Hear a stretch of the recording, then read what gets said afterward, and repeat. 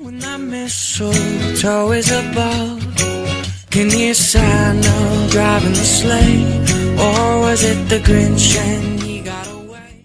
오늘의 사연 시작합니다. 안녕하세요. 50대 초반의 통닭집 사장인데 오늘 시간이 조금 한가해서 이렇게 사연을 보내볼까 하고 쓰는 중입니다. 제가 이 동네에서 장사를 시작한 지는 이제 1년이 조금 넘었습니다. 돈이 있어서 장사를 하는 것이 아니기에 저는 매달 내야 할 각종 공과금이나 월세 외에 대출금이나 가족들에게 빌린 돈까지 이자 쳐서 꼬박꼬박 갚아나가야 하다 보니 보통 머리가 아픈 것이 아니랍니다. 더구나 최근에는 아내가 가게에 못 나오다 보니 제가 혼자 일하고 있어서 무척 바쁘기도 하고요. 그러다 어느 날부터인지 옆집 떡볶이집 사장이 일을 거들어주러 와서 많은 도움을 받게 되었지요. 거긴 아줌마가 둘이나 있고 다들 베테랑이다 보니 어지간한 것은 대충 일이 유연하게 돌아가고 있는 데다 카운터는 그 집 남자 사장이 보고 있거든요.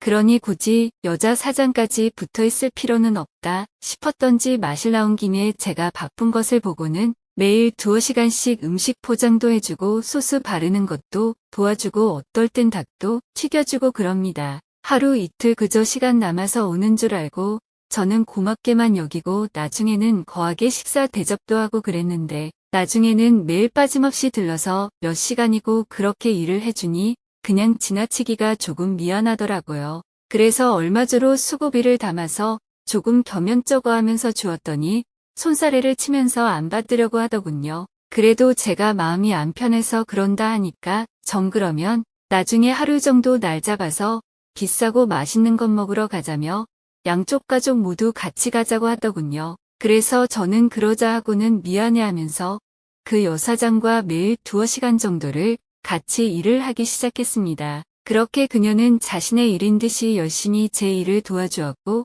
자신들도 몇 년 전에 가게 처음 시작할 때 어찌할 바를 몰라서 절절매던 것을 이야기해주며 힘들고 고통스러워도 참고 이기라고 격려도 해주었습니다. 요새 세상에 참 좋은 사람도 있구나 하면서 저는 반갑고 고마워서 어쩔 줄을 몰라 하며 감동을 했지요. 더구나 우리는 나이도 또래라서 꼭 친구처럼 잘 지냈습니다. 그러다 나중에는 그 집 바깥 양반이 우리 가게에 들러서 영업이 끝난 다음에 통닭과 소주도 한 잔씩 하며 장사 이야기도 하고 각자 젊어서의 추억도 이야기하고 그랬습니다. 그러던 어느 날 바깥 양반이 그날 기분이 좀 많이 좋았던지 술을 제법 많이 마셨고 안 사장도 덩달아 술을 좀 과하게 많이 마신다 싶더라고요. 그날은 우리 마누라도 잠깐 가게에 들렀던 참이라서 옆에 앉아 못 마시는 술도 한 모금 마시던 중이었는데 우리 부부는 말똥말똥했고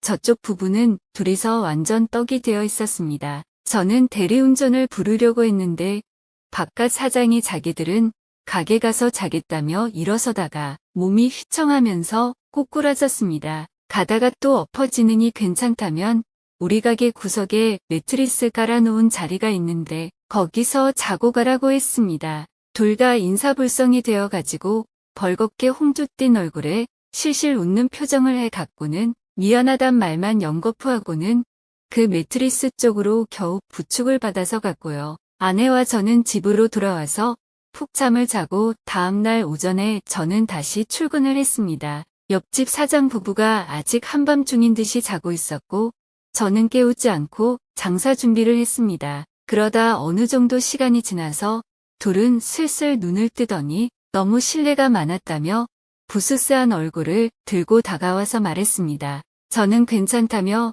해장국까지 끓여서 밥도 해먹이고 그들도 장사를 해야 하니 얼른 가봐야지 않을까 싶었는데 남자 사장은 사우나에 간다며 일어서서 나갔고 여자 사장은 하루 결근하고 집에 가서 쉬겠다며 돌아갔습니다. 그리고 그날 저녁때가 되었을 때 여자 사장이 외출복 차림으로 우리 가게로 다시 왔습니다. 오늘 출근은 안 했고 바깥 나들이를 하면서 머리를 좀 식혔다며 그 김에 남편 옷이랑 좀 샀다고 하더군요. 그런데 뜻밖에도 저랑 제 아내 것까지 챙겨서 사왔기에 조금 놀랐습니다. 자기 남편이 한동안 나와 그 여사장 사이를 조금 의심을 하고 있었던 모양이었는데 어제야 그 오해가 풀렸다면서 방긋 웃더군요. 그녀는 그렇게 말하고는 가뿐한 얼굴로 가게를 나갔고 저는 대충 가게 정리를 하고 마무리 청소까지 하고는 퇴근을 서둘렀습니다. 이윽고 가게 문을 잠그고 나오는데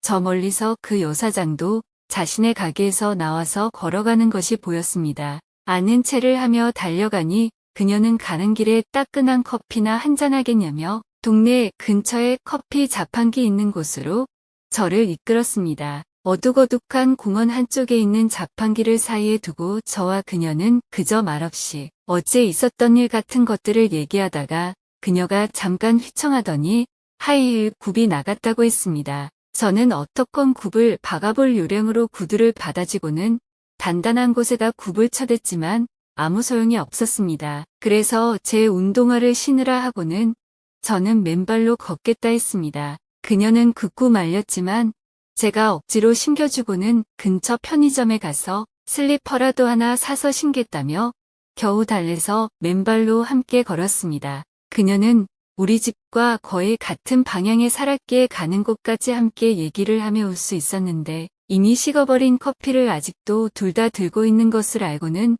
남은 커피를 웃으면서 마시며 천천히 걸었습니다. 이윽고 편의점 앞에 도착했을 때 그녀는 저를 가게 밖 테이블에 앉히고는 조용히 안으로 들어가더니 산뜻한 색깔의 슬리퍼를 사 신고는 저의 운동화를 곱게 들고서 다가왔습니다. 그리고는 제 발 아래 운동화를 내려놓고는 덕분에 잘 신고 왔다며 연거푸 미안한 얼굴을 보였습니다. 그러면서 따뜻한 커피를 좋아할지 시원한 것을 좋아할지 몰라서 두 가지 다 사왔다며 커피 두 종류를 담은 봉투를 제게 건네주고는 자신의 집이 있는 방향으로 몸을 돌리더니 내일 보자며 손을 흔들고 사라졌습니다. 저는 뭔가 모르게 부드러운 바람이 마음을 간지리는 것 같은 기분이 들어서 한동안 그 자리에 그대로 앉아 있었습니다. 20살 이후로 처음 느끼는 말랑말랑한 느낌이 제 마음을 간지럽히는 것만 같았습니다. 나이 50이 넘은 저와 그녀가 뭔가 모르게 20살짜리들이 연애하는 것 같은 모양새 비슷하게